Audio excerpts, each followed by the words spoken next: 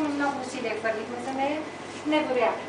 Това, което е важно, да знаете към кого, какво, как. Защото ако нямате опита с директни маркетинг, нямате успех. Има си трики, има си тънкости, които опита ви учи.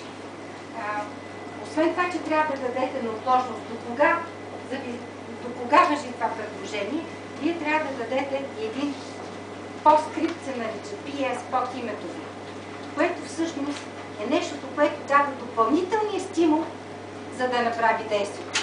Още един път така да го сръчкаме, за да го направите. Сръчкаме в добрия смисъл на думата, да го мотивираме. Тоест има си неща, които са много важни. Ако някой от вас тръгне да прави кампания с директен маркетинг, бъдете ми се, ще ви спрате едно ръководство за подготовка, което се базира на моя опит, с това как изглежда кликът, какво сложим, как ще пишем респондентския реч и така нататък и така нататък. Знаете ли колко в света е безспорна трета на директния маркетинг? Кой каза ли? Един. Да, 1% вече се радват на 1%. Знаете ли колко е респондентския ред в нашия интернет маркетинг в момента? Какво означава това? Това означава параметъра